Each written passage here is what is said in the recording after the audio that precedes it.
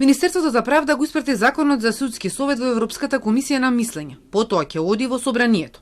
Прецизирање на критериумите за избор на истакнат правник е една од новините во законот, кој требаше да биде донесен уште во јуни.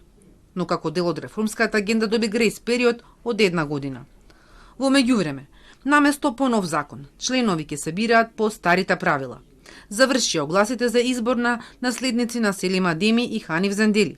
Првиот го бира собранието, вториот судиите. Двајца членови треба да предложи председателката Силјановска Давкова за испразнетото место на Милјази Мустафа уште од јули. А кон крајот на месецов си заминува и Весна Дамева. Председателката најавуваше дека ќе го чека новиот закон за судски, кој има појасни критериуми за истакнат правник. Со новиот закон ќе можат да бидат предложени и универзитетски професори, затоа што се брише основот да имаат правосуден испит.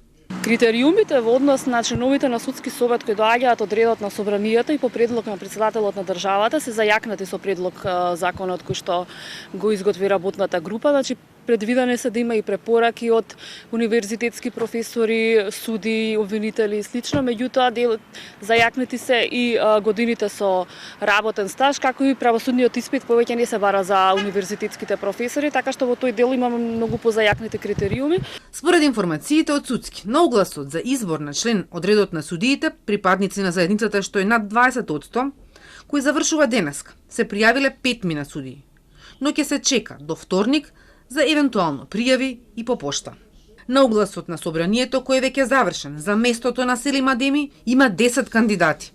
Со 20 кандидати што треба да ги предложи председателката во наредниот период, советот треба да седнат 4 нови членови. А експертите порачуваат да се има предвид професионалноста и интегритетот, а не партиските калкулации.